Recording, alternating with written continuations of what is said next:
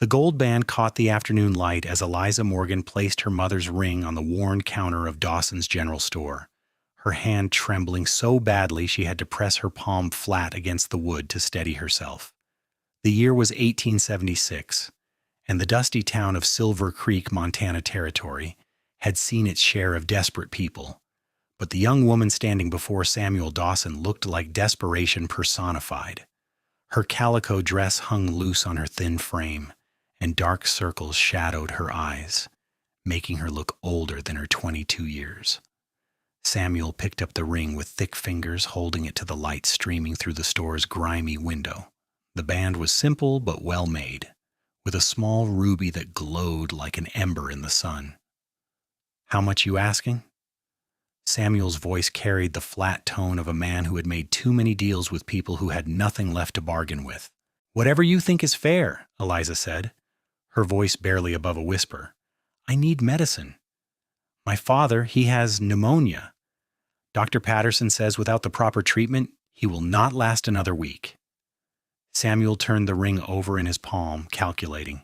"I can give you $15. Eliza's face went pale. "15? But it is worth at least 50. The ruby alone." "Times are hard, Miss Morgan. I have a business to run, and gold bands do not sell as quick as they used to. $15 is my offer." From his position near the back of the store, where he had been examining a new saddle, Cole Harrison watched the exchange with growing interest. He was a tall man of 25, with sun-darkened skin and eyes the color of creek water in summer. He had ridden into Silver Creek 3 days ago, trailing a herd of cattle for the Triple Bar Ranch, and planned to leave as soon as his business was concluded. Cole had learned long ago not to get involved in other people's troubles. The frontier was full of hard luck stories, and a man could go broke trying to help everyone who crossed his path. Yet something about the young woman's quiet dignity, the way she held herself upright despite obvious exhaustion, made him pause. Cole moved closer, his boots making soft sounds on the wooden floor. "That ring worth 50, you say?"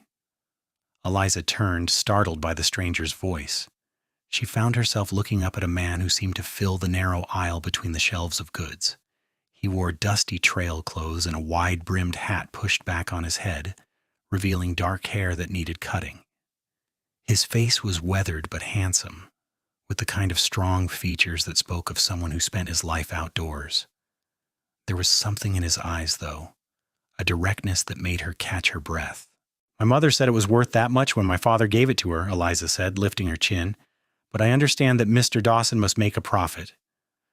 $50 is robbery for that ring," Samuel said quickly. "Maybe 30 at best, to the right buyer." Cole stepped up to the counter and held out his hand. Samuel hesitated, then placed the ring in Cole's palm.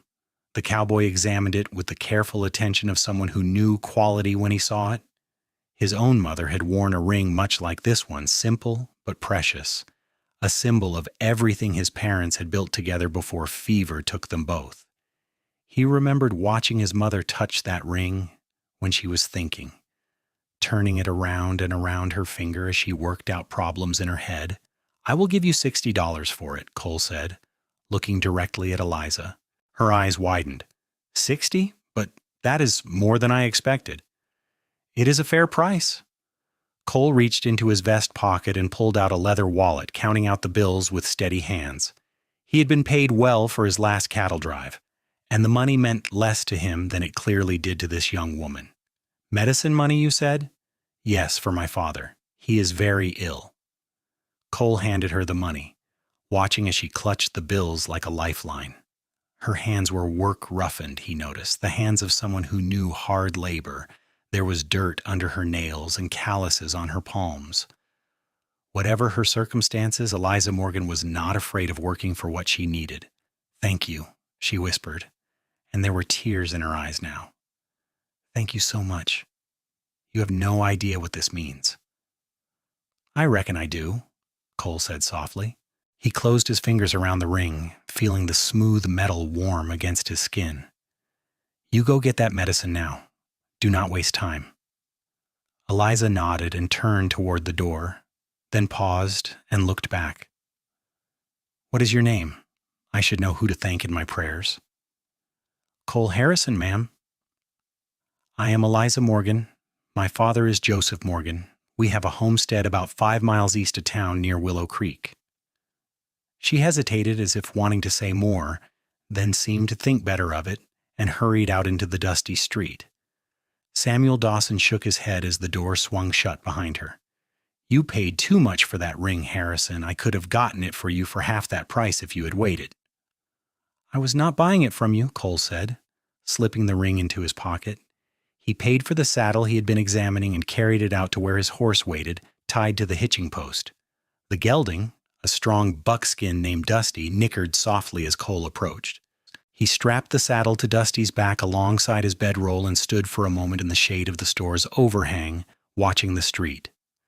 Silver Creek was like 100 other frontier towns he had passed through, a collection of wooden buildings thrown up quickly and without much thought for permanence. The main street was wide and dusty, lined with establishments that catered to the miners, ranchers, and drifters who made up most of the population. There was a saloon, a blacksmith, a livery stable, the general store, and a building that served as both doctor's office and barber shop. Mountains rose in the distance, their peaks still capped with snow even though it was late May. The air smelled of horse manure, wood smoke, and the faint sulfur scent from the silver mines that gave the town its name. Cole had no reason to stay. His business with the Triple Bar Ranch was finished, and he had planned to ride south toward Wyoming territory, where he had heard there was work for men who knew cattle. Yet as he stood there, his hand went to his pocket and touched the ring he had just purchased. He thought about Eliza Morgan's face, the desperation barely hidden behind her pride, and made a decision that surprised him. Leading Dusty by the reins, Cole walked down the street to the doctor's office. The building was small and neat, with a sign that read Dr. James Patterson, Physician and Surgeon, hanging above the door. Cole tied his horse and went inside, finding himself in a small waiting room with a few wooden chairs and a desk where a middle-aged woman sat writing in a ledger. "Help you?" she asked, looking up. "I'm looking for information about Joseph Morgan," Cole said. "His daughter was just here buying medicine." The woman's face softened. "Poor Eliza. She has been beside herself with worry. Mr. Morgan took sick about 10 days ago.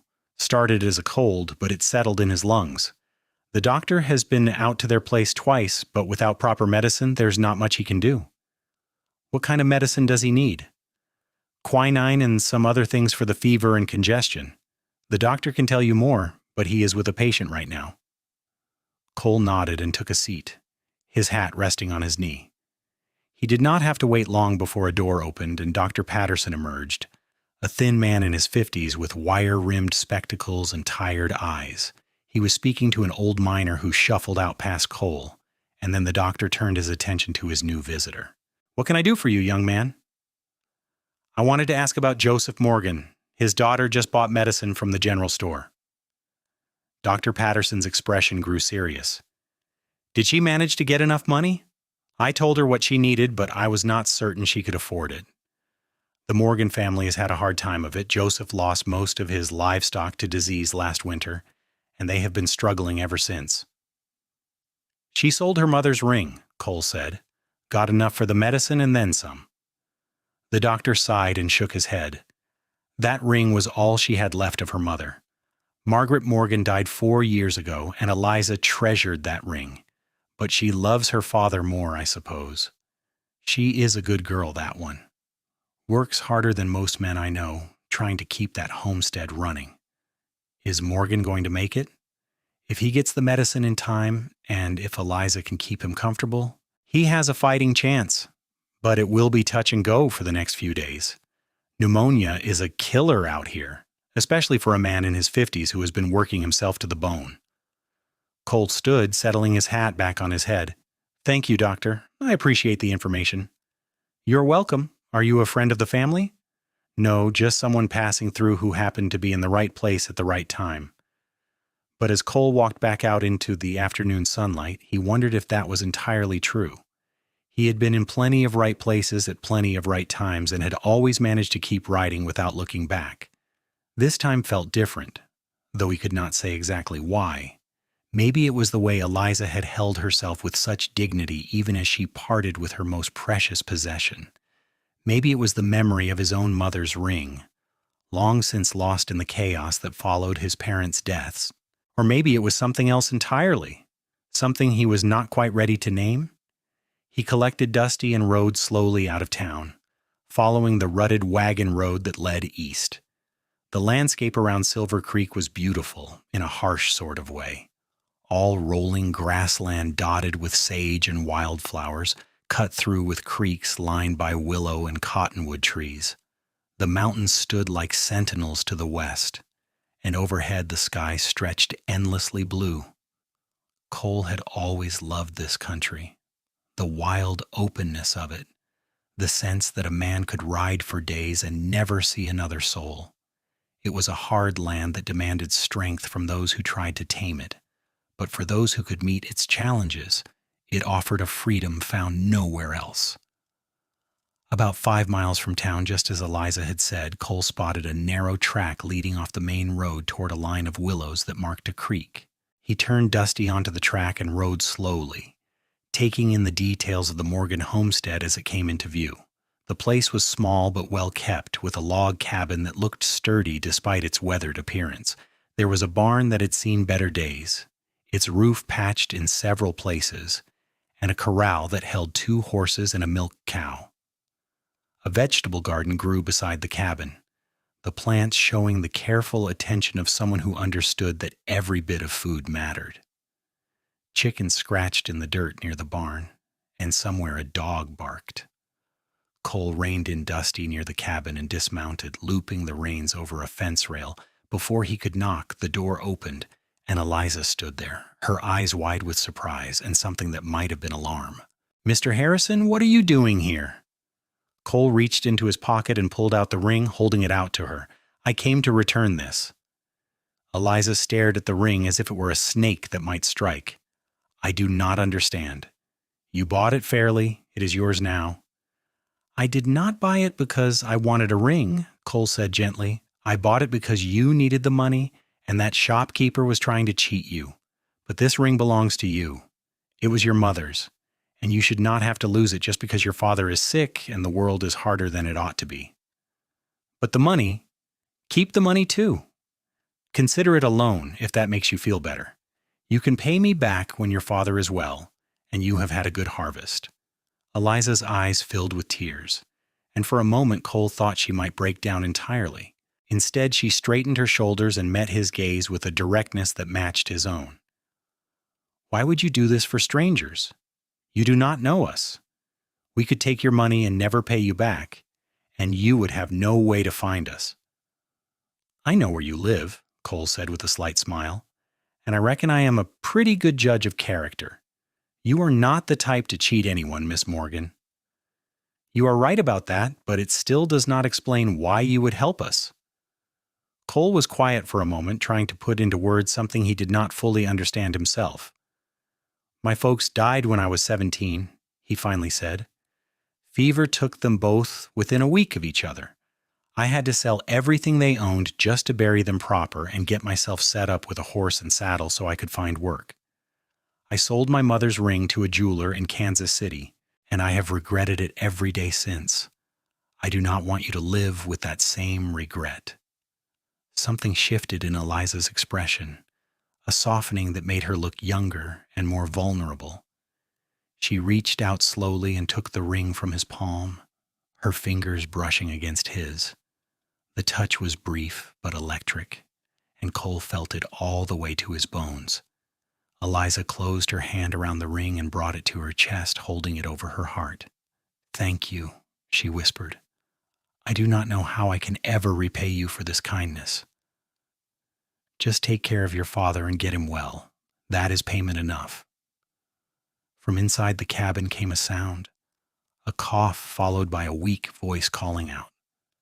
Eliza glanced over her shoulder, worry creasing her brow. "I should get back to him. I gave him the first dose of medicine, but he is still very weak." "Is there anything I can do to help?" The words were out of Cole's mouth before he could think better of them. Eliza looked at him with surprise. "You have already done more than anyone could ask, But if you are serious, I could use some help bringing in firewood. The pile is getting low, and I have not had time to chop more with taking care of my father. Show me where your axe is kept, and I will take care of it. For the next 2 hours, Cole worked steadily, chopping wood and stacking it neatly near the cabin door. It felt good to do physical work that had a clear purpose, and he fell into the rhythm easily, the axe rising and falling with practiced efficiency. The sun was getting low in the sky when Eliza came out with a cup of water and a plate of cornbread. "You should rest," she said. "You have done enough for one day." Cole sank the axe into the chopping block and took the water gratefully, drinking it down in long swallows. The cornbread was slightly dry but filling, and he ate it standing up, aware of Eliza watching him with an expression he could not quite read. "How is your father?" he asked between bites. "Sleeping now. The medicine seems to be helping already. His breathing is a little easier." She paused, twisting the ring on her finger. She had put it back on, Cole noticed, and the sight of it made him unaccountably glad. "Will you stay for supper? It is the least I can do after all your help." Cole knew he should decline politely and ride on. Getting involved with this family would only complicate things, and he had learned long ago that complications led to trouble.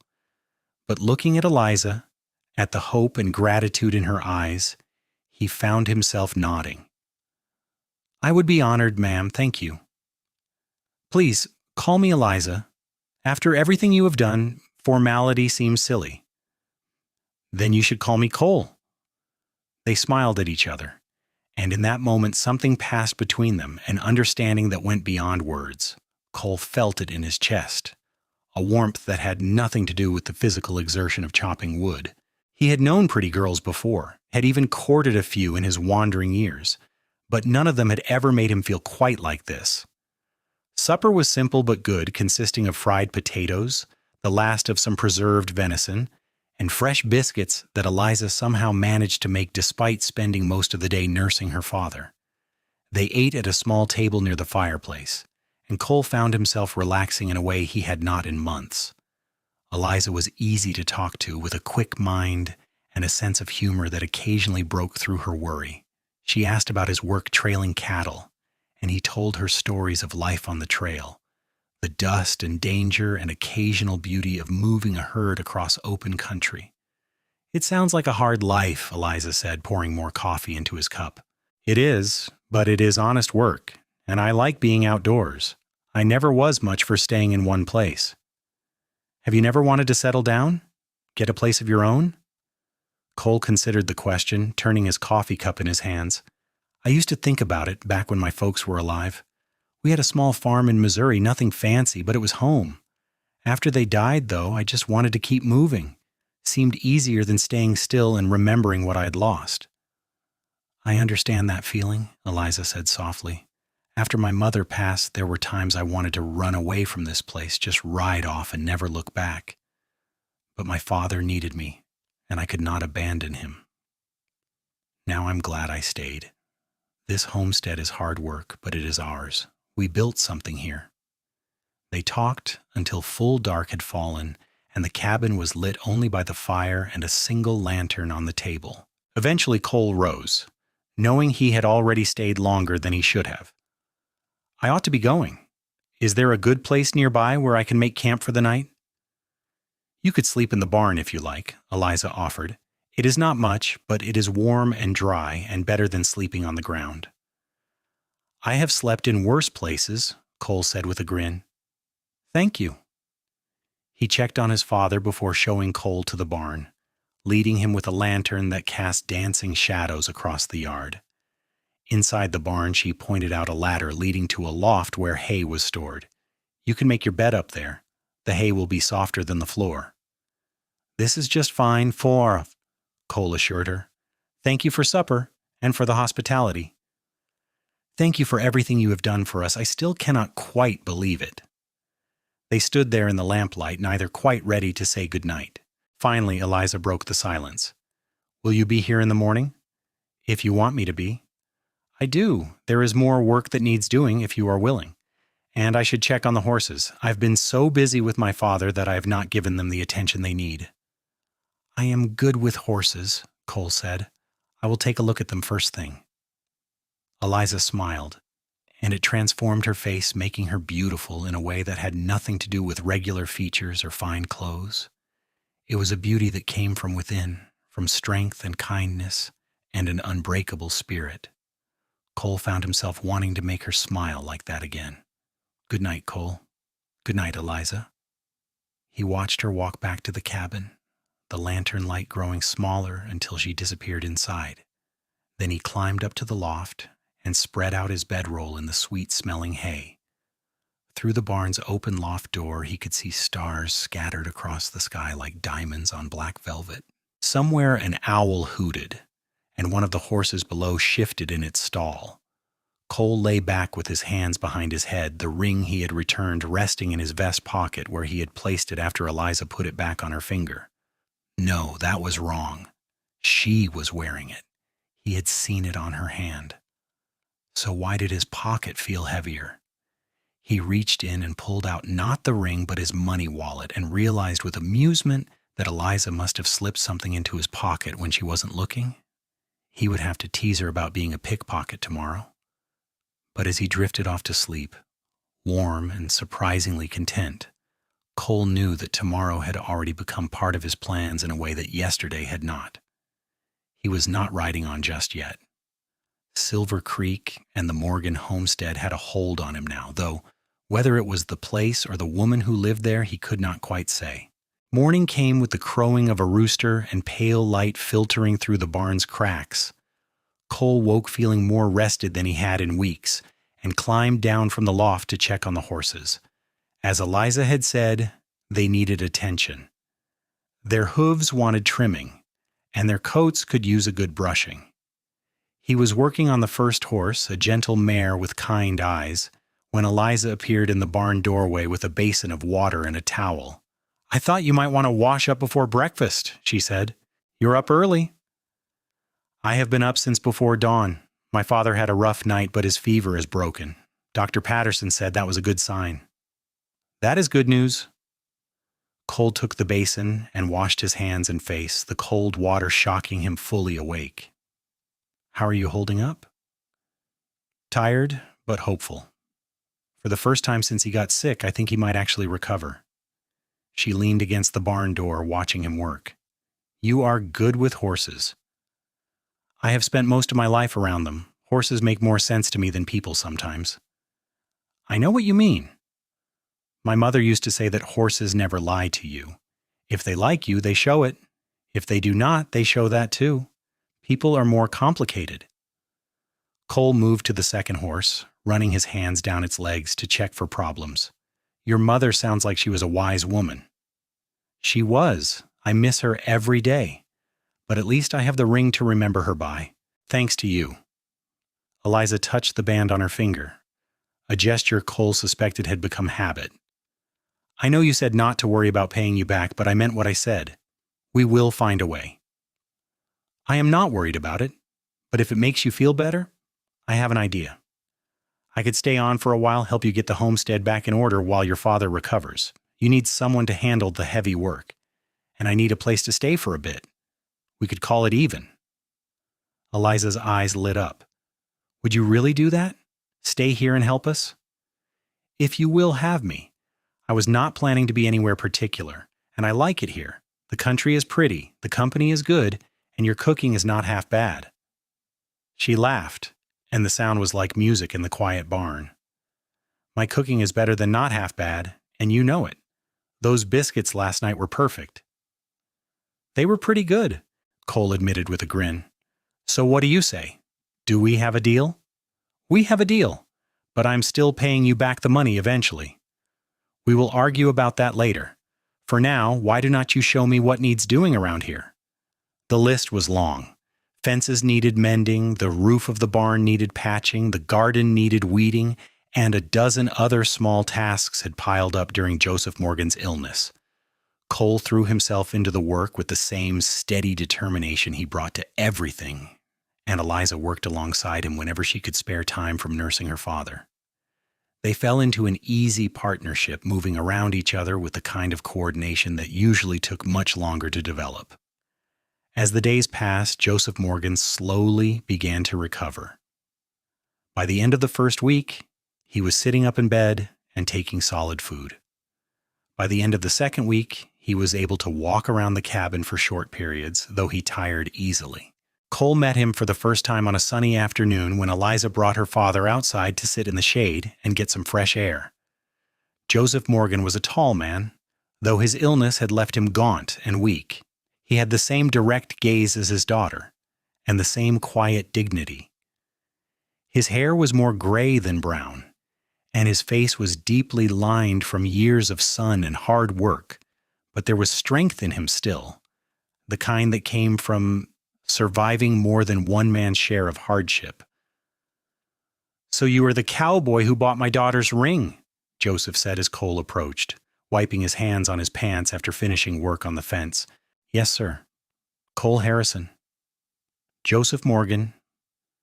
He offered his hand, and Cole shook it, feeling the weakness in the older man's grip but also the determination. "My daughter tells me you returned the ring and have been working yourself half to death fixing up my place. It needed fixing, and I needed something to do." That is a generous way to look at it. Joseph studied Cole with sharp eyes that missed nothing. "Why are you really here, son? A man does not give away $60 in 2 weeks of hard labor without a reason." Cole glanced at Eliza, who stood nearby with her arms crossed, watching the exchange with interest. "I reckon I wanted to help, sir, and I like it here." "Is it the place you like, or my daughter?" "Father." Eliza's face flushed red, but Joseph just chuckled. "I am an old man who nearly died, girl. I figure that gives me the right to be direct. Harrison here has been living in my barn and working my land for 2 weeks. I want to know his intentions." Cole felt his own face heat, but he met Joseph's gaze squarely. "My intentions are honorable, sir. I will not deny that I have feelings for your daughter, but I have not acted on them. I know my place." "And what place is that?" "A drifter who owns nothing but a horse and a saddle, and whatever money he has saved from his last job. Not exactly the kind of man who has the right to court a respectable young woman." "Let me tell you something about respectability," Joseph said, leaning forward in his chair. "I came out to this territory with nothing but a wagon, a wife, and a dream. We built this homestead from scratch, working from dawn to dusk, fighting drought and disease and every other hardship you can imagine. We were not respectable by the standards of the folks back east. We were just people trying to make a life. And the best thing I ever did was marry Margaret, even though her family said she was throwing her life away on a dreamer with no prospects." "What are you saying, Father?" Eliza asked softly. "I am saying that a man is not measured by what he owns, but by what he does. Harrison here showed up when we needed him most, helped us without asking for anything in return, and has worked harder than any hired hand I ever employed. That tells me everything I need to know about his character. As for the rest, well, that is between you two." Cole and Eliza looked at each other, and in that moment everything that had been unspoken between them suddenly became clear. Cole had been trying not to think about how much he had come to care for Eliza, how he looked forward to seeing her smile each morning, and how her laughter made even the hardest work seem lighter. He had told himself it was just gratitude, just the natural affection that came from working closely with someone.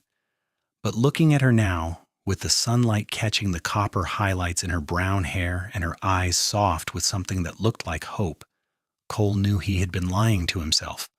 "I should get back to work," he said, his voice rough. "Those fence posts are not going to set themselves." He walked away quickly, needing space to think.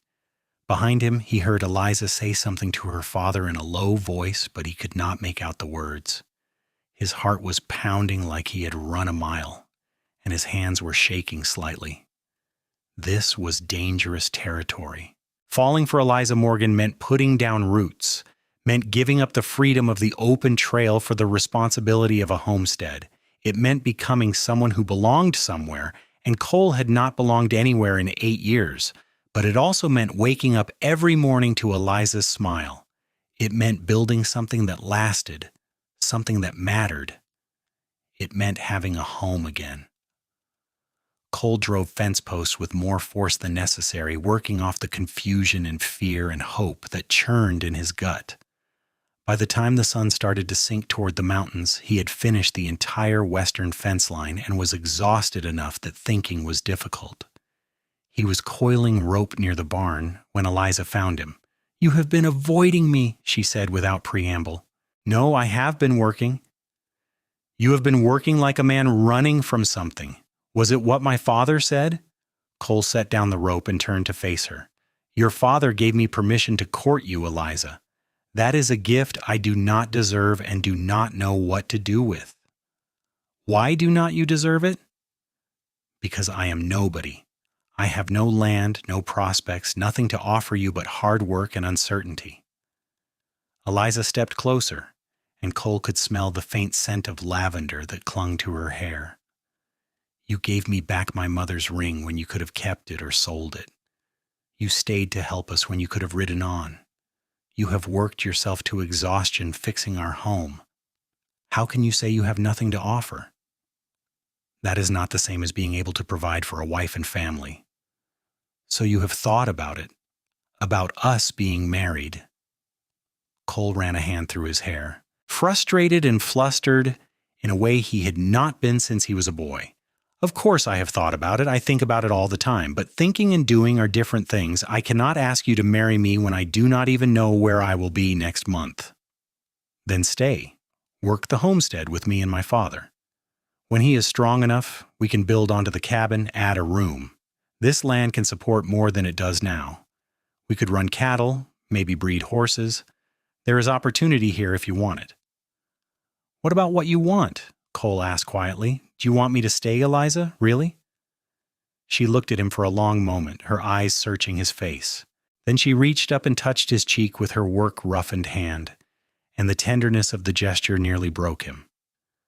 "I want you to stay more than I have wanted anything in a long time. When you rode into Silver Creek, it felt like an answer to a prayer I had not even known I was praying. You are a good man, Cole Harrison. The kind of man my mother would have approved of. The kind of man I could build a life with." "I do not know how to do this," Cole admitted. "I have been on my own for so long, I do not know how to be part of something bigger than myself." "You learn," Eliza said simply. "We both learn together. Neither of us has done this before, but I think we could be good at it if we tried."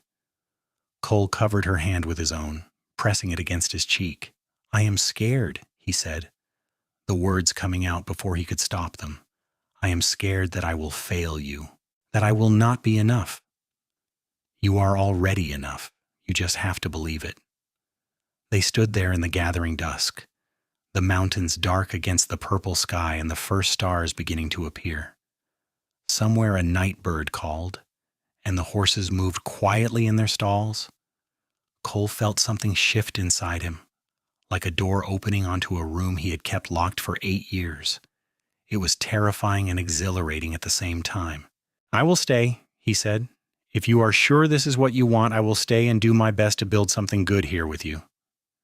Eliza's smile was radiant. "I am sure, more sure than I have ever been about anything." "Then I should probably do this properly." Cole took a step back and removed his hat, holding it in his hands. "Miss Eliza Morgan, would you do me the honor of allowing me to court you?" "I would be delighted, Mr. Cole Harrison." They laughed together, the tension breaking. And then Cole did something he had been wanting to do for days. He leaned down and kissed her, a gentle brush of lips that sent electricity racing through his veins. Eliza made a soft sound and kissed him back, her arms coming up to circle his neck. It was sweet and perfect, and everything Cole had not known he was missing. When they finally pulled apart, both slightly breathless, Eliza rested her forehead against his. "My father is going to be insufferable about this. He will say he knew all along." "He probably did.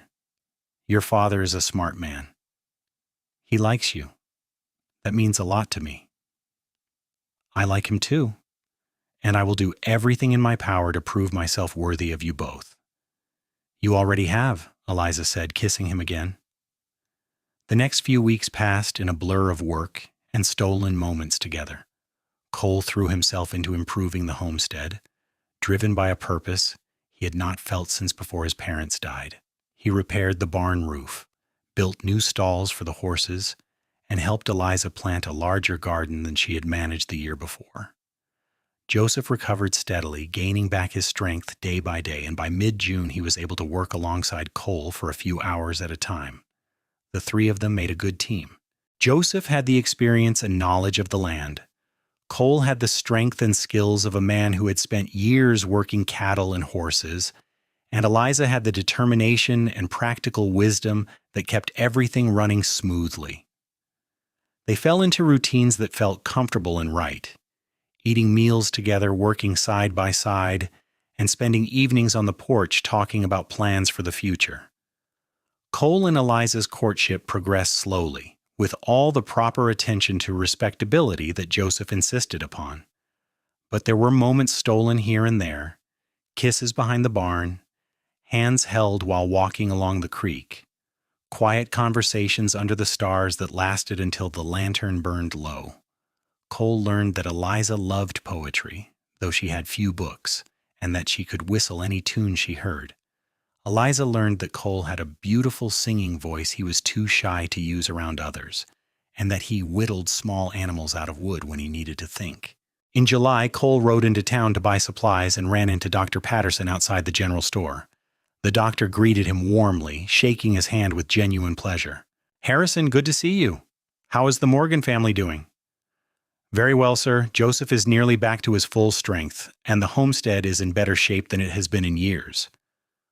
"I heard you were staying on out there. The whole town has heard about the cowboy who bought Eliza's ring and gave it back. You are quite the romantic figure in the local gossip." Cole felt his ears burn. "I just did what seemed right." "Well, it was more than right. It was noble." "Joseph Morgan is a good man who has had more than his share of bad luck. He and Eliza deserve some happiness." The doctor paused, then added, "I hear congratulations might be in order soon." "Word does travel fast in a small town." "It does indeed. When you decide to make it official, you come see me. I have a friend who is a preacher, comes through once a month to hold services. He would be happy to perform the ceremony." "Thank you, Doctor. I will keep that in mind." Cole finished his shopping and headed back to the homestead, his mind turning over the doctor's words. He had been thinking about proposing to Eliza for weeks now, but had held back, waiting for the right moment. Maybe there was no such thing as a perfect moment. Maybe you just had to trust that what you felt was real and take the leap. That evening, after supper was finished and the dishes were washed, Cole asked Eliza to walk with him down to the creek. The sun was setting, painting the sky in shades of gold and pink, and the air had the soft quality that came with summer evenings in the high country. They walked hand in hand along the narrow path through the willows until they reached a spot where the creek widened into a small pool. The water burbled over smooth stones, and dragonflies danced in the last of the light. "This is one of my favorite places," Eliza said, settling onto a large flat rock near the water's edge. "I used to come here with my mother when I needed to think." Cole sat beside her, still holding her hand. His heart was pounding, but his mind was clear. He knew what he wanted, and more importantly, he knew why he wanted it. "Eliza, I have been thinking about the future, about our future." "So have I," she said softly. "When I rode into Silver Creek 2 months ago, I was just passing through. I had no plans to stay, no reason to put down roots. But then I saw you in that store selling your most precious possession to save your father, and something shifted in me. You were so strong, so determined. Even when you were clearly terrified, I could not ride away from that. I am glad you could not." "These past 2 months have been the happiest of my life, Cole continued.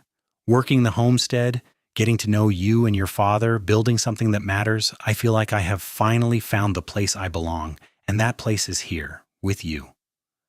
Eliza's eyes were shining with tears, but she was smiling. "Cole, let me finish before I lose my courage." He shifted so he was facing her fully, still holding both her hands in his. "I do not have a fancy ring to offer you. I do not have much of anything except a good horse, a decent amount of savings, and a willingness to work harder than I ever have to build the kind of life you deserve. But I love you, Eliza Morgan. I love your strength and your kindness and the way you face every challenge without flinching. I love how you laugh and how you think and how you make me want to be a better man. So I am asking you, will you marry me? Will you take a chance on a reformed drifter who wants nothing more than to spend the rest of his life making you happy? Tears were streaming down Eliza's face now, but her smile was brilliant. Yes, she said. Yes, of course I will marry you. I love you too, Cole. I think I started falling for you the moment you handed me that money in the general store, when you looked at me like I mattered, like I was worth helping. You are worth everything, Cole said. And then he was kissing her, and she was kissing him back. And nothing else mattered except this moment and this woman and the future they would build together. When they finally made their way back to the cabin, hand in hand and glowing with happiness, Joseph took one look at them and started laughing. Well, it is about time. I was beginning to think you were going to wait until snow flew before you got around to asking her. We wanted to take things slow, Cole said, grinning. Slow is fine, but there is such a thing as too slow. When is the wedding? Cole and Eliza looked at each other. We have not talked about that yet, Eliza admitted. How about August? Cole suggested. That gives us a month to get ready and for me to build that addition onto the cabin. We will need the extra room. August sounds perfect, Eliza agreed. They spent the rest of the evening making plans, Joseph offering suggestions and telling stories about his own wedding to Margaret. It had been a simple affair, he said, but filled with love and joy, and that was all that really mattered. By the time they finally went to bed, Cole's face hurt from smiling and his heart felt so full he thought it might burst. The next month was a whirlwind of activity. Cole worked dawn to dusk on the cabin addition, determined to have it finished before the wedding. It would be a bedroom for him and Eliza, giving them privacy while Joseph kept the main room. Neighbors from surrounding homesteads heard about the upcoming wedding and came to help, bringing lumber and nails and willing hands. Cole was surprised and touched by how readily the community welcomed him, treating him not as an outsider but as one of their own. Eliza sewed a wedding dress from cloth she bought in town, sitting up late by lamplight to get every stitch perfect. She also worked on quilts and curtains and all the small touches that would make the new room a home. On her rare breaks, she would come outside to watch Cole work, and he would stop to steal a kiss, making them both laugh like children. In mid-August, 2 weeks before the wedding, a stranger rode up to the Morgan homestead. He was a rough-looking man with hard eyes and a tied-down gun on his hip. Cole was working on the roof when the man arrived, and he climbed down quickly, a sense of unease prickling at the back of his neck. "Help you?" Cole asked, positioning himself between the stranger and the cabin where Eliza was inside cooking lunch. "Looking for Cole Harrison," the man said, not dismounting. "You found him. What do you want?" "Name is Jack Reeves. I ride for the Broken Tea Ranch down in Wyoming. Heard you were up here and thought I would come see if the stories were true." Cole's jaw tightened. He knew the name. Jack Reeves was a gunslinger who hired himself out to big ranches that wanted to push smaller homesteaders off their land. "I do not know what stories you heard, but I am not interested. I am settled here now." "That is what I heard." Cole Harrison, one of the best cowboys to ever trail a herd, giving it all up to play farmer with some homesteader's daughter. Reeves's tone made it clear what he thought of that decision. "You have a problem with how I live my life?" "Me? No, but the boss might. We have got a big drive coming up in September, need experienced men. He sent me to see if you would be interested in coming back to work. I have work here. Tell your boss I appreciate the offer, but I am staying put." Reeves studied him for a long moment, then shrugged. "Your choice. Though I will say, seems a shame for a man with your skills to waste them on a patch of dirt in the middle of nowhere." "This patch of dirt is my home now," Cole said evenly, "and I would appreciate it if you would ride on." "Fair enough, but if you change your mind, the offer stands, at least until September." Reeves turned his horse and rode away, leaving Cole standing in the yard with his fists clenched. He had known his past would catch up with him eventually, but he had hoped for more time before he had to face it. "Who was that?" Eliza asked, coming out onto the porch. "Nobody important, just someone offering me work that I do not want." "He seemed unpleasant." "He is, but he is gone now, and we do not need to worry about him." Eliza crossed the yard and slipped her arms around Cole's waist, resting her head against his chest. "Are you having second thoughts about settling down here?" "No," Cole said firmly, holding her close. "Not even for a second. My life is here now with you. Everything else is just noise." "Good, because I would hate to have to ride down to Wyoming and drag you back." Cole laughed and kissed the top of her head. "You would do it too, would not you?" "In a heartbeat." The encounter with Reeves left Cole unsettled for a few days, but he pushed it out of his mind. He had more important things to focus on, like finishing the cabin addition and preparing for his wedding. By the last week of August, everything was ready. The new room was complete. Furnished simply but comfortably with a bed Cole had built himself, a dresser Eliza had bought in town, and curtains she had sewn. The rest of the homestead was in the best shape it had been in years, the result of 3 months of hard work and careful planning. The wedding took place on a Sunday morning in late August, with the preacher Dr. Patterson had mentioned officiating. Nearly 50 people showed up, neighbors and townsfolk who had come to know and respect the Morgan family. They held the ceremony outside, under the big cottonwood tree near the cabin, with the mountains standing witness in the background. Eliza wore her wedding dress and her mother's ring, looking so beautiful that Cole felt his throat tighten when he saw her. Joseph walked her from the cabin to where Cole stood waiting, and the older man had tears in his eyes as he placed his daughter's hand in Cole's. "Take care of her," Joseph whispered. "With my life," Cole promised. Cole. The ceremony was simple and heartfelt. Cole and Eliza spoke their vows in clear, steady voices, promising to love and honor each other through whatever life brought. When the preacher pronounced them husband and wife, Cole kissed Eliza with all the love and hope and joy he felt, and the assembled crowd cheered. The celebration lasted the rest of the day, with food and music and dancing. Cole had never been much for social gatherings, but he found himself enjoying every moment, caught up in the happiness of the occasion.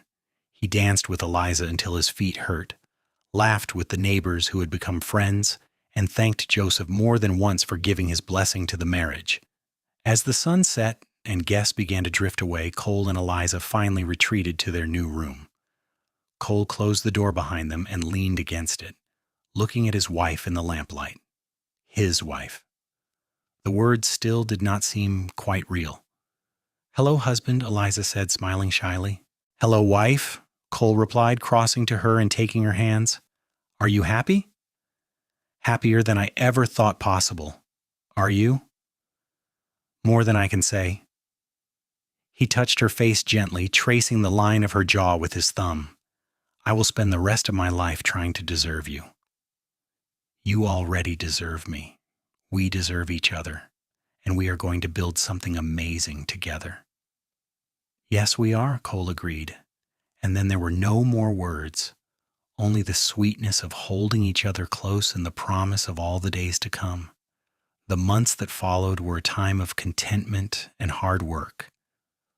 Cole and Eliza settled into married life with an ease that surprised them both. They worked the homestead together, making improvements and planning for the future. Joseph, fully recovered now, was a steady presence, offering advice when asked, but giving the young couple space to find their own way. In October, Cole used some of his savings to buy a small herd of cattle, 10 cows, and a bull that would be the foundation of their own herd. He and Joseph built a better corral and spent long days riding the range. Checking on the animals and mending fences, Eliza continued to tend the garden and the chickens, preserving food for winter and managing the household with quiet efficiency. Winter came early that year, with the first snow falling in mid-November. Cole had worried about how he would handle being snowed in after so many years of constant movement, but he found he did not mind at all. The cabin was warm and cozy, and there was always work to be done, whether it was mending tack, carving wooden spoons, or helping Eliza with her endless sewing projects. On a cold December evening, as they sat by the fire after supper, Eliza took Cole's hand and placed it on her stomach. "I have something to tell you," she said softly. Cole looked at her, his heart suddenly pounding. "What is it?" "I am with child. We are going to have a baby in early summer." For a moment, Cole could not speak. Joy and terror crashed over him in equal measure. A baby. He was going to be a father. "Are you sure?" he finally managed. "I am sure. I have known for a few weeks, but wanted to be certain before I told you." Cole pulled her into his arms, holding her tight. "A baby," he whispered into her hair. "Eliza, we are going to have a baby. Are you happy?" "I am terrified and thrilled and more grateful than I can possibly express. Yes, I am happy. So incredibly happy." Joseph, who had been pretending to read a book on the other side of the room, set it down and grinned. "Well, it is about time. I was beginning to think I would never get grandchildren. Congratulations, you two." Margaret would have been over the moon. The winter passed slowly, with Cole becoming increasingly protective of Eliza as her pregnancy progressed. She bore his hovering with patient amusement, reminding him that women had been having babies since the beginning of time, and she was perfectly capable of continuing her normal work. Still, Cole insisted on taking over the heavier chores, and Joseph backed him up, so Eliza eventually gave in with good grace. Spring came in a rush of melting snow and rushing creeks, and with it came new life. The cattle calved successfully, giving them a larger herd than they had started with. The garden went in early, and Eliza spent hours planning and planting, determined to have a good harvest to see them through the next winter. Cole worked from dawn to dusk, driven by the need to provide for his growing family.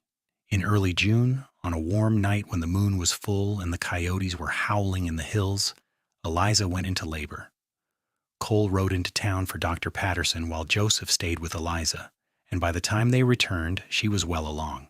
The labor was long and difficult, and Cole paced outside the cabin, terrified that something would go wrong. But Eliza was strong, stronger than he had ever imagined, and just before dawn she delivered a healthy baby boy. Cole held his son for the first time as the sun rose over the mountains, bathing the world in golden light. The baby was perfect, with a shock of dark hair and tiny fingers that gripped Cole's thumb with surprising strength. Tears streamed down Cole's face as he looked from his son to Eliza, who was exhausted but radiant. "He is beautiful," Cole whispered. "You are amazing. I cannot believe you did this." "We did this," Eliza corrected, smiling tiredly. "What should we name him?"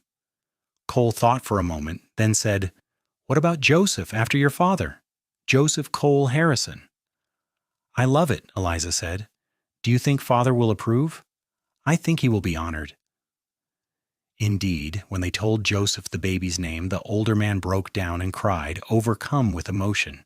"You two have given me the greatest gift," he said, holding his grandson with gentle hands.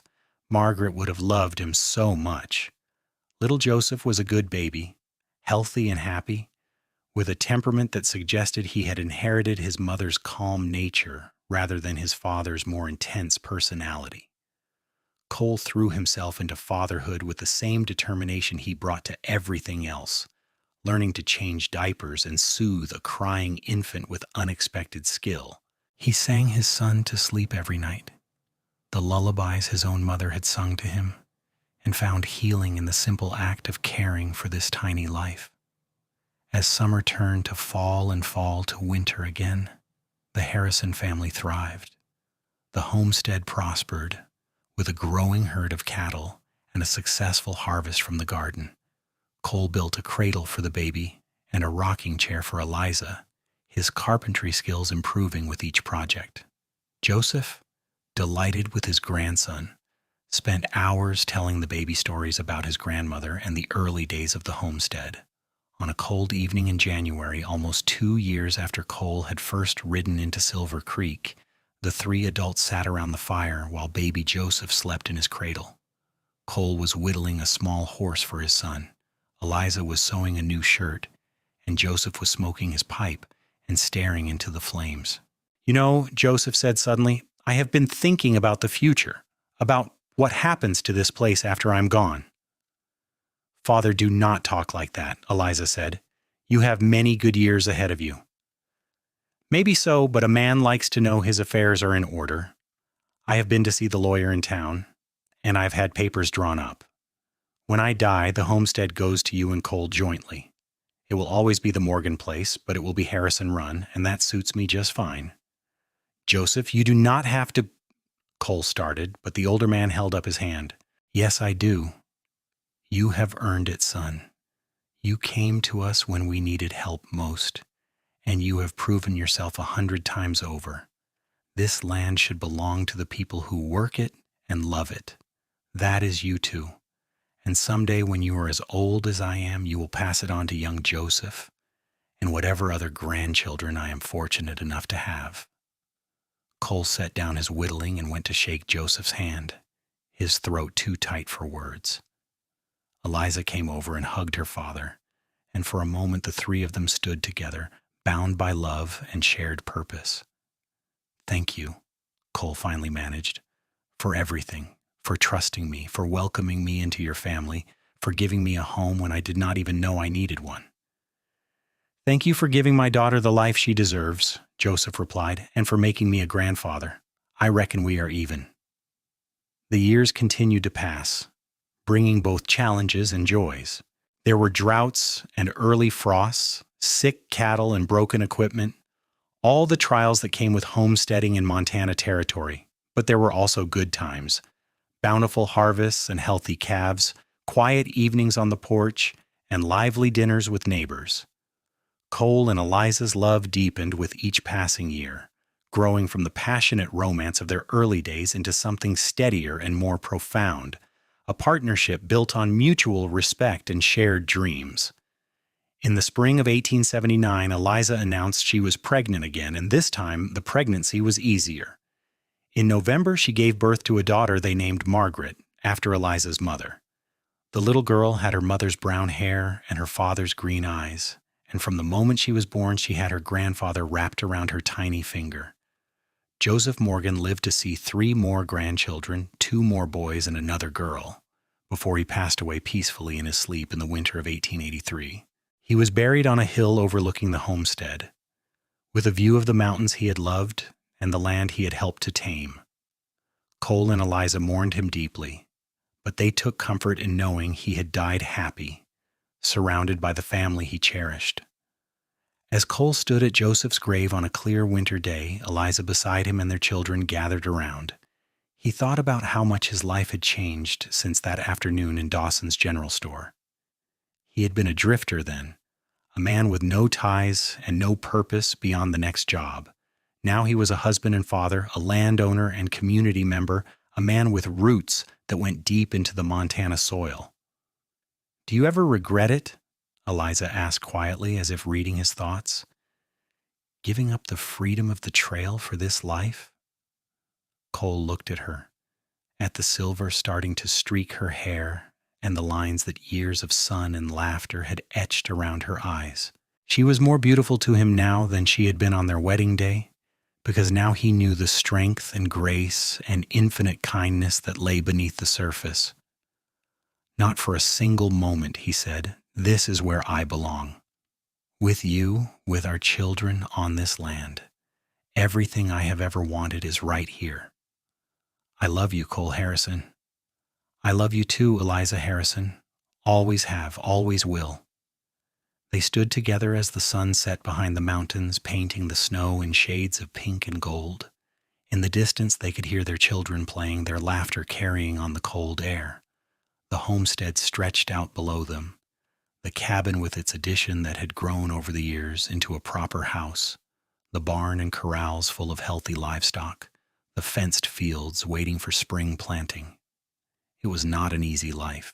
The work was hard, and the country was harsh, and there were times when Cole's back ached so badly he could barely straighten, and times when Eliza was so tired she could hardly keep her eyes open. But it was a good life, a life filled with purpose and love, and the satisfaction of building something that would last long after they were gone. As they walked back down the hill toward the house, their children running to meet them, Cole reached into his pocket and touched the smooth metal of Eliza's mother's ring. She had given it to him for safekeeping years ago when her hands had swelled during her first pregnancy, and he had carried it ever since, a reminder of how they had begun. It had been the key that unlocked everything. The simple act of buying that ring and returning it, seeing the worth in a desperate young woman who was trading away her most precious possession for medicine money. Cole had thought he was just doing a good deed, helping someone in need. He had not known he was finding his future, his home, his purpose. But looking back now, he could see how every choice had led him to this moment, to this place, to this woman, and these children. And he would not change a single thing. That night, after the children were in bed and the house was quiet, Cole and Eliza sat together by the fire as they had countless times before. Eliza rested her head on his shoulder, and Cole held her close, content in a way that went bone deep. "Tell me again," Eliza said softly. "Tell me about the day we met." Cole smiled. It was a story she never tired of hearing, and he never tired of telling. "I was in Dawson's general store looking at a saddle when I heard a young woman's voice. She was trying to sell a ring, her mother's ring, to buy medicine for her sick father. And the shopkeeper was trying to cheat her, offering her a fraction of what it was worth. And what did you do?" "I did the only thing I could do. I bought the ring for what it was really worth and gave her the money she needed. But then I could not stop thinking about her, about how brave she was, how strong. So I rode out to her homestead and gave her back the ring, because I knew she would regret losing it forever. And then I fell in love. With her smile, her courage, her kindness, with the way she made me want to be better than I was, with the life we could build together." Eliza lifted her head and kissed him softly. "Best $60 you ever spent." "Best decision I ever made," Cole agreed, "though giving you the ring back might have been even better. It was the ring that brought us together, but it was love that made us stay." "Yes," Cole said. "It was love." Outside, the wind whistled around the corners of the house, and snow began to fall again, blanketing the world in white. But inside by the fire, Cole and Eliza Harrison were warm and safe, surrounded by the life they had built together. The ring that had started it all rested in Cole's pocket, a circle of gold that symbolized not just the past, but the endless future that stretched ahead. Their children would grow up on this land, would learn to ride horses and tend cattle, would understand the value of hard work and the importance of family. And someday, when Cole and Eliza were old and gray, they would sit on the porch and watch their grandchildren play in the same yard where their own children had played, and they would tell the story of how a cowboy bought a ring from a desperate young woman and gave it back, and in doing so, found everything he had ever been searching for. It was a story about sacrifice and generosity, about love and second chances, about two people who found each other at just the right moment and built something beautiful out of hardship and hope. It was a story that would be told and retold, passed down through generations as a reminder that sometimes the smallest acts of kindness can change everything, and that love, when it is true and deep and lasting, can transform even the hardest life into something worth living. As the years rolled on, the Harrison homestead became known throughout the territory as a place of prosperity and warmth. Cole's reputation as a fair and honest man spread, and people came from miles around to buy horses he had trained or to ask his advice on cattle. Eliza became known for her healing skills, having learned from Dr. Patterson during her father's illness, and many a neighbor came to her door seeking remedies or comfort. Their children grew strong and capable, each one inheriting different combinations of their parents' best qualities. Young Joseph became a skilled horseman like his father, with a gift for understanding animals that bordered on uncanny. Margaret had her mother's practical wisdom and her grandfather's storytelling ability. The younger children, Thomas, Sarah, and little Daniel, added their own unique strengths to the family dynamic. Cole taught his sons everything he knew about working the land and handling livestock, while Eliza taught her daughters to run a household and manage the endless tasks that kept a homestead functioning. But both parents made sure all their children learned both sets of skills, knowing that survival on the frontier required versatility and strength from everyone, regardless of gender. The homestead continued to grow and prosper. Cole and his sons built a new, larger barn to accommodate the growing herd. They dug irrigation ditches to bring water from the creek to new fields, expanding their ability to grow hay and grain. They added chickens and pigs to their livestock, making the homestead nearly self-sufficient. Each improvement was made carefully, with an eye toward sustainability and long-term success. On quiet evenings when the work was done and the family gathered for supper, Cole would look around the table at the faces of his wife and children and feel a satisfaction so complete it was almost overwhelming. This was what he had been meant for, he realized. Not drifting from place to place, but putting down roots. Not running from his past, but building a future. Not being alone, but being part of something larger and more important than himself. Sometimes on particularly beautiful summer evenings, he and Eliza would walk down to the creek where he had proposed, and they would sit on the same flat rock and watch the water flow past. They would talk about their dreams for their children, their plans for the homestead, and the memories they had built together. And always, Eliza would touch the ring on her finger, the ring that had brought them together, and smile. "Do you remember being afraid?" she would ask. "That day when my father gave you permission to court me, you were terrified." "I was," Cole would admit. "I thought I would fail you, that I would not be able to give you the life you deserved. And now? Now I know that we gave each other the life we deserved, together. It was never about me providing for you or you supporting me. It was about partnership, about building something neither of us could have built alone. That is the truest thing you have ever said." As the children grew older and began to think about their own futures, Cole and Eliza faced the bittersweet reality that their babies were becoming adults. Joseph, the eldest, announced at 19 that he wanted to try his hand at running cattle on a larger scale, and with his parents' blessing and financial help, he acquired land adjoining the original homestead and started his own small ranch.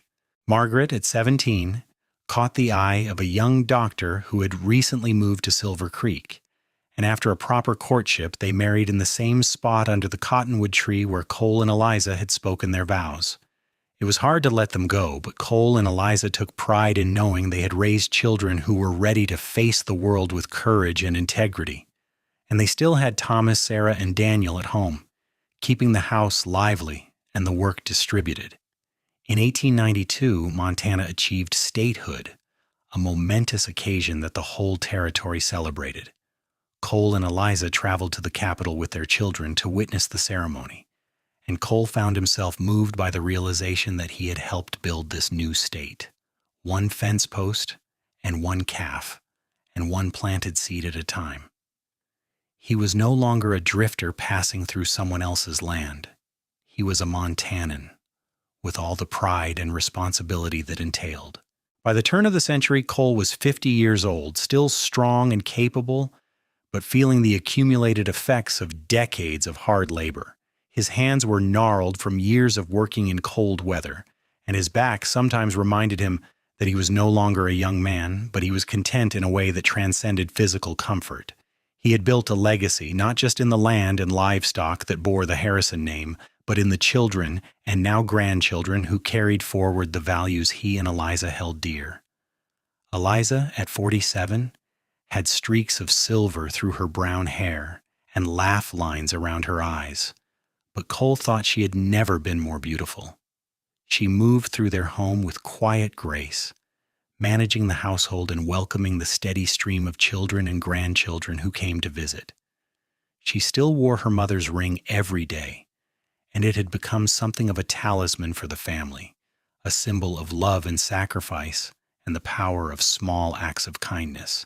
On their 25th wedding anniversary, Cole surprised Eliza by commissioning a portrait from a traveling artist who had set up shop in Silver Creek for the summer.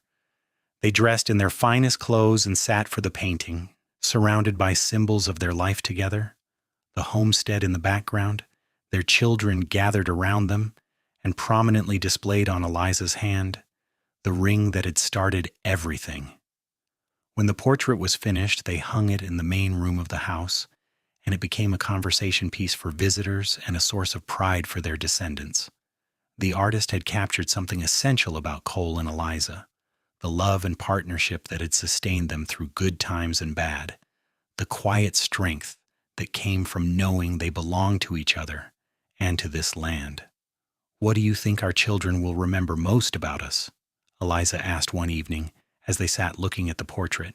"I hope they remember that we loved each other," Cole said, "and that we worked hard to build something good, but mostly I hope they remember that it is never too late to change your life, to put down roots, to become the person you were meant to be." "You were always that person," Eliza said. "You just needed the right reason to stop running. And you were that reason." As Cole approached his 60s, he gradually began to hand over more of the daily operation of the homestead to Thomas, who had proven himself to be a natural leader with a good head for business. Cole still worked every day, but now it was more about teaching and guiding than doing every task himself. He found he enjoyed this phase of life, taking pleasure in watching the next generation take control and make their own decisions. Eliza, too, stepped back from some of her responsibilities, though she remained the emotional center of the family. Her kitchen was always full of children and grandchildren, and she seemed to have an unlimited capacity for love and patience. She taught her granddaughters to sew and cook, passed down family recipes and stories, and made sure that everyone knew the history of the homestead and how it had come to be. On a beautiful spring day in 1905, when wildflowers carpeted the meadows and the mountains still wore caps of snow, Cole and Eliza's children and grandchildren gathered at the homestead for a celebration. It was the 50th anniversary of Joseph Morgan's arrival in Montana Territory, and though Joseph himself had been gone for more than 20 years, his descendants wanted to honor the legacy he had begun. They held the celebration on the hill where Joseph was buried, with a view of everything he had built and everything it had become. Cole stood at the grave of his father-in-law and friend, Eliza, beside him, and looked out over the assembled family. There were 37 people gathered on that hill, all of them connected by blood and love to the man who had dared to dream of making a life in this wild country. "My father believed in the power of hard work and the importance of family," Eliza said, her voice carrying clearly in the mountain air. "He built this homestead from nothing, and he taught me that anything worth having is worth fighting for. But he also taught me that the measure of a person is not what they own, but how they treat others, especially in times of need."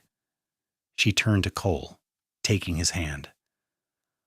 "When Cole came into our lives, my father saw immediately what I was only beginning to understand, that here was a man of character, someone who valued people over possessions, someone who would give back a precious ring to a stranger because it was the right thing to do. My father welcomed Cole into our family not because of what he had, but because of who he was. And in doing so, he gave me the greatest gift of my life." Cole felt his eyes sting with tears as he looked at his wife, at the family they had created together, at the land they had nurtured and improved. "I was lost when I came here," he said, his voice rough with emotion. "I had been drifting for years, never staying anywhere long enough to call it home. But Joseph and Eliza showed me that home is not just a place. It is people. It is love and commitment and the willingness to work together towards something bigger than yourself. Everything good in my life started the day I bought that ring and gave it back. Everything."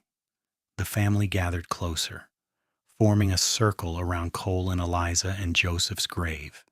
Young Joseph, now in his 40s and a successful rancher in his own right, stepped forward with a small box. "Father, Mother, we wanted to give you something to mark this occasion. We all contributed to it, every child and grandchild." He opened the box, and inside was a gold pocket watch, beautifully engraved.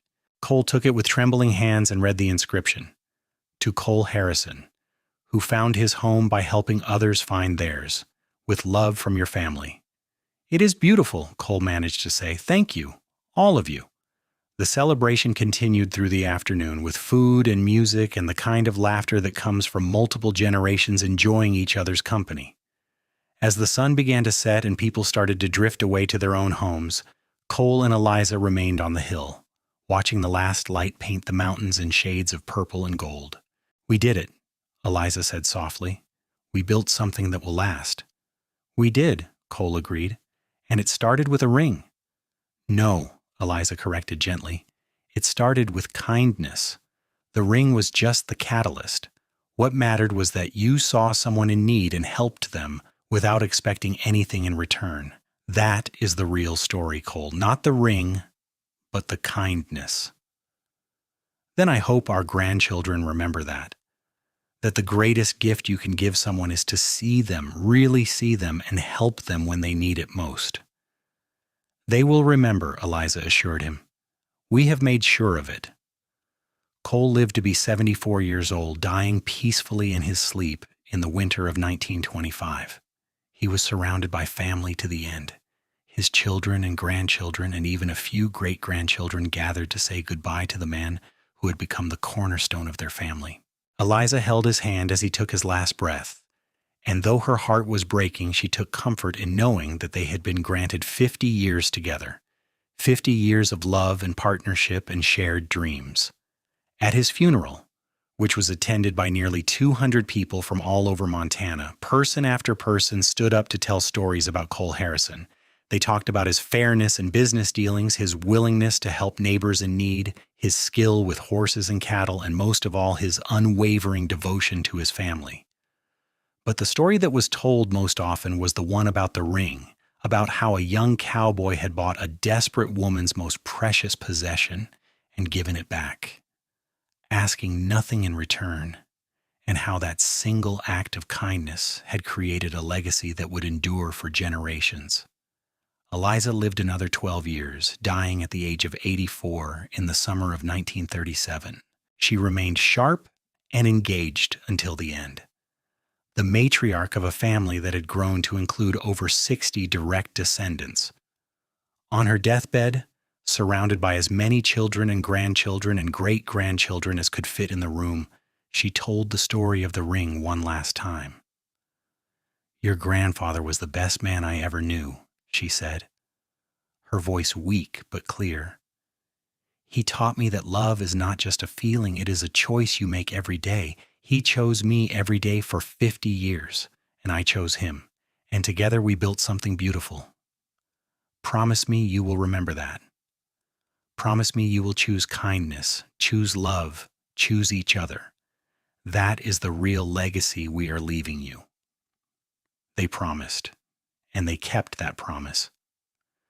The Harrison homestead remained in the family, passed down through the generations, each one adding their own improvements and innovations while maintaining the core values that Cole and Eliza had established. The ring, Eliza's mother's ring that had started everything, became a family heirloom, worn by each generation of Harrison brides on their wedding day and then carefully preserved for the next. And in Silver Creek, Montana, where it all began, the story of the cowboy who bought the ring and gave it back became legend. Parents told it to their children, teachers used it in lessons about character and kindness, and historians included it in books about the settlement of the West. It became more than just one family story. It became a reminder that even in the hardest places and the most difficult times, there is room for generosity and compassion, and that sometimes the smallest acts can have the most profound consequences. The old general store where Cole first saw Eliza trying to sell her ring eventually closed, replaced by more modern businesses. But a historical marker was placed on the site telling the story of what had happened there in 1876. The homestead itself was eventually donated to the state and turned into a living history museum where visitors could see how frontier families like the Harrisons and Morgans had lived and worked and built the foundation of what would become Montana. And sometimes on quiet summer evenings when the light falls just right across the land, visitors to the museum swear they can feel something special about the place, a warmth and peace that seems to radiate from the very soil. The curators smile when they hear these stories because they know what the visitors are feeling. It is love, the kind of love that builds homes and raises children and turns a wild frontier into a community.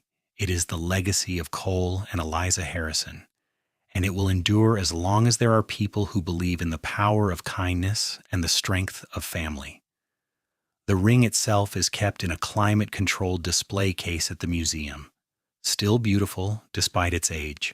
The gold has mellowed to a soft glow, and the ruby catches the light just as it did that long ago afternoon when Samuel Dawson held it up in his shop. A placard beside it tells the story in simple words. This ring belonged to Margaret Morgan and was later worn by her daughter, Eliza. When Eliza tried to sell it to buy medicine for her dying father, a cowboy named Cole Harrison bought it and gave it back to her, asking nothing in return. That act of kindness led to a love story that spanned 50 years and created a legacy that continues to this day.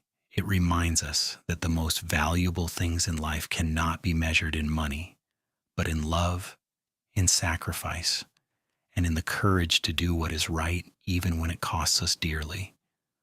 Thousands of people visit the museum every year, and almost all of them stop to look at the ring and read the story. Many leave with tears in their eyes, moved by the simple power of the tale. Some are inspired to perform their own acts of kindness, to look for opportunities to help others without expecting anything in return. And in that way, Cole Harrison's legacy continues to grow, reaching far beyond the Montana homestead where he and Eliza built their life together. In the end, it was never really about the ring, though the ring was important as a symbol and a catalyst. It was about seeing the worth in another person, about recognizing when someone needs help and having the courage and generosity to provide it.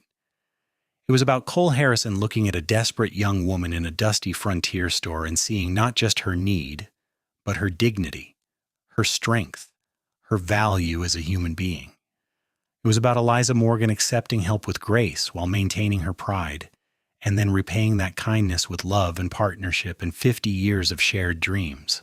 Their story reminds us that we are all connected, that our actions ripple outward in ways we can never fully predict, and that sometimes the most important thing we can do is simply to be kind. In a world that often seems harsh and unforgiving, the story of the cowboy in the ring offers hope, a reminder that love and generosity still matter, that character counts for more than wealth, and that the best things in life come not from taking, but from giving. Cole Harrison rode into Silver Creek, Montana in 1876 as a drifter with no roots and no purpose beyond the next job. He rode out of his life 50 years later, having built a legacy of love, family, and community that continues to inspire people more than a century later. And it all started with a simple choice: to buy a ring, to give it back, and to see the worth in a woman who was trading her mother's most precious possession for medicine money. That is the power of kindness. That is the power of love, is the power. That is the story of Cole and Eliza Harrison, and it is a story worth remembering.